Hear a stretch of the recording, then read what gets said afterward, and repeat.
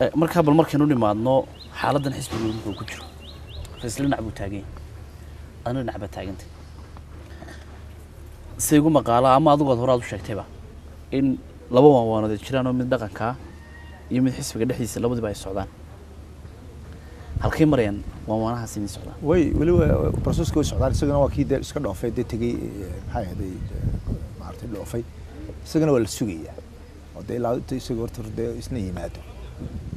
laakiin waa u samarnaa anigu in badan baan soo samar laakiin faysal isagu wuxuu aaminsan yahay inaanay siyaasadda iyo dhaqanku inay kala fog yihiin oo aanay salaadiinta iyo madax dhaqameedkiisu aanay soo geli karin xisbigiisa arrintaas isagu maxaa horta xisbigiisa ma xisbigu isagu leeyahay ma faysal mar walba xisbigayga yiraahdo aniga wasiisugu sidoo ma faysal ma laha faysal waa gudoomiye ka yahay xisbigan ya intuu gashadayna in ka boqod 10 laabkeed anaga gashanay xisbiga tan noqonayso codiya noqonayso iyo haday noqonayso maalba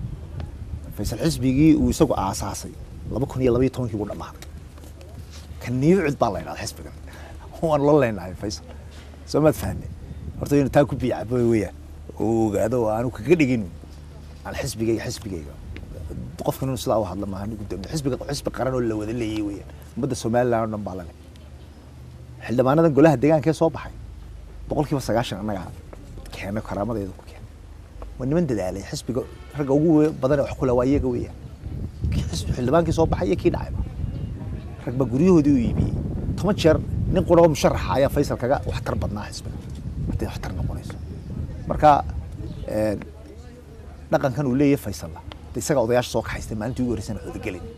wuxuu xaaji cabdi waraabi soo kaxaysanayay sultaan maxamed cabdi qaadir iyo ragga kale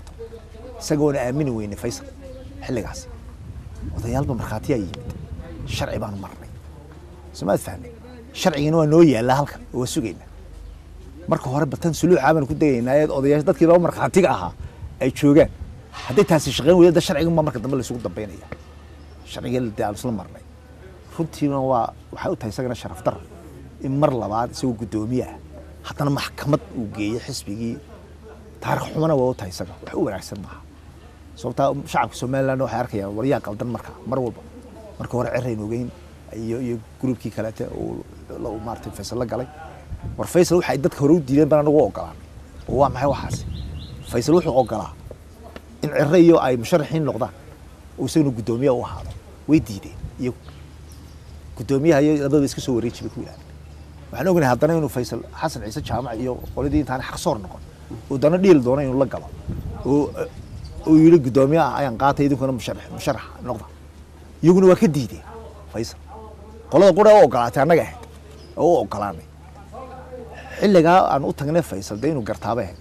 rag wax la galay baan qowlku waa wax weyn weeyaan diinteena ay ku qoran tahay loo jeer baan arkay isagoo waxaan la kala saxay يا كتاب القرآن والقرآن كي كل جنتي وإلهي كجاه الله ويري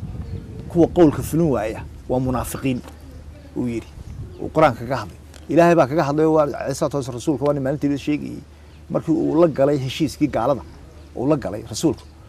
هشيس كاسو كم بده هيد إن رجع مسلمين تدك قالده صوم مسلمة إن الرسول قدم يقول عليه قالده عليه الصلاة والسلام رسول سوى هشيس كي احترامه يا كي صوم مسلمي ودم عليه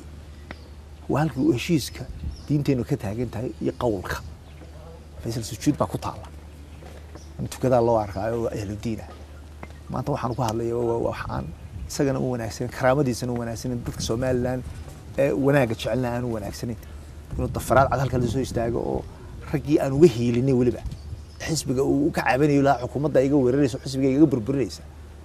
رجي أنا وهي لني ما تسجد إنه جسوا هي لني هالسنة لا سوى هذيك السنة حقه أول كي نوجد لها ونللس لها وإحنا نللس لها. وانقرت مدن شمال. هشيس كد وضع قشين. فيصل. مدة يسنتهي ما واحد مدة يسهيد مركز دور الشق قشين تحس بجاسي مدة ذكر ماتي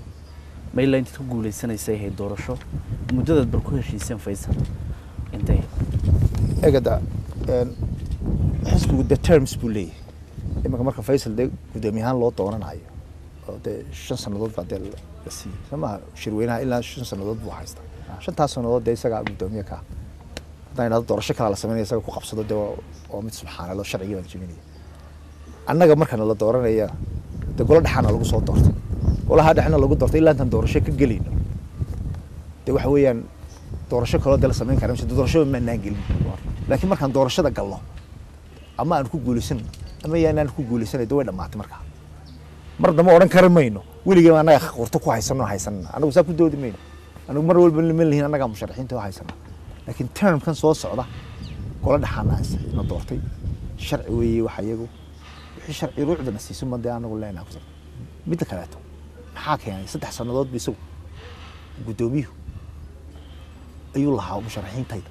caalamka qiimeeyay waa niman cusub waa niman aqoon-yahana afkiisa laga haya afkiisa waxa laga haya anagu waxaan xisbiga quraatay ee golihiisa dhaxeeyay shirweynihiisa dhamaystay isaga afkiisa laga haya aniga ma aha hore uga hadlay haddana maanta af kalan ku hadlaya waxa weyn nin weyn baad wax subxaanallah weey qofku waa inuu wuxuu ku adkaystaa wixii waa sharci isaga go'aamadii golaha dhexe soo saaray nimankaasaan u dooranay golaha dhexe faysal isaga gacanta ii taagay diftarkiisa doorashadii golaha dhexe gacanta ii taagay isagu weeyaan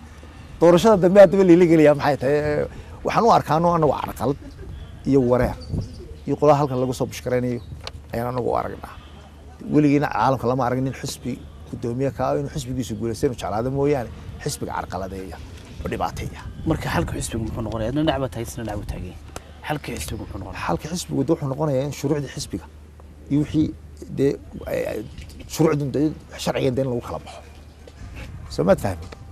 anagu wali waniga ku sheegayo hadaan maxkamad iyo shuruucda wali ma islaamaan gaarino always waxaan try gareynaa in xisbigu dhaawac gaarin oo aan de isla gaarin meelahaas ya waxaan sababta aan waxaan u keenayna waxa odayaashii wax naga ogaa maalintii aan wax kala saxanay markhaatiyaasha noo ah ee xaaji cabdi waraab ugu horeeya sultaan maxamed cabdilqaadir ugu horeeya ya odayaashii baan anigu lahaa warbar ninka markhaati noo ahaa heshiiskaygi Somaliland oo markhaati noo ahayd iyadoo muuqaalna waa talahay isagoo xasayahay faysal waa ninka maalinta aan wax kala saxanay afkiisa ka yiri maanta Somaliland nin faraska looga dago oo Jamaal Cali Xuseen ka wanaagsan ma jiro isaga yiri anigu ma oran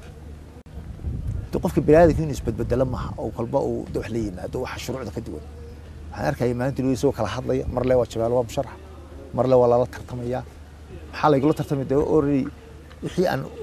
golaha dhaxaysa tartankii hore aan soo galayba tartan kale ma gelin maxaa la igula tartamay ya ilaa waana imka la yiraahdo Muuse Bixi haddana dib loo tartamo waxa weeyaan ma yeelayaan dadku ma yeelayaan shuruucdu ma ogol yahay war haddii mar u tartan dhaco ninku ilaa tartanka kale oo de kala mooyaan waxa dhacaya meesha ma jiro anigu waxa u arkaa on garab inay tahay xukuumadda Soomaaliland ayna waxa ka dambayso xisbiga kulmiye waliba gaar ah fawdadan xisbiga uu ku wada iyo burburkan uu ku wada laakiin waxaan u sheegayaa in iyagu ka caanamaan iyaga inay galaafan doonto oo uga dari doonto waxaan la ilaahay baa gacanta ku haya oo waxaan leeyahay anaga hadduu ilaahay noo qorin oo heli haddaanu ilaahay noo qorin de heli mayno anagu waxba khasbi mayno anagu waxaan nahay qolada quraatay ku ducaysatay tiraahda war hadduu ilaahay kursigan uu khayr noo leeyahay anaga dalkana uu khayr u leeyahay dadka ilaahay noo guuliyo haddaanu labada mid khayr anagana khayr noo lahayn dalkana khayr noo lahayn ilaahay naga hayo qolooyinka kale iyagu waxay ku ducaystaan shar iyo khayr toona waa inaan baalka fuulnaa anagu marka waxaan leeyahay anagu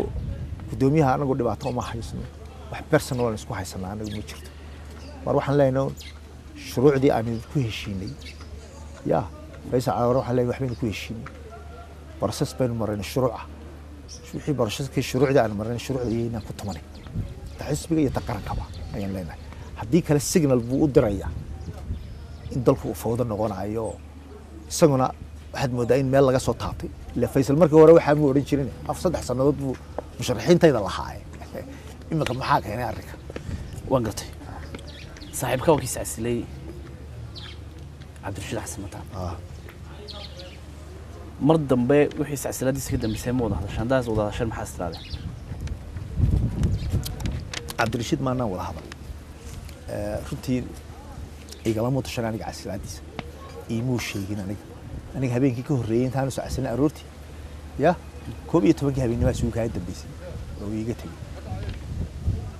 uga hawlahan ku jirnay iyo xaaladan ku jirnay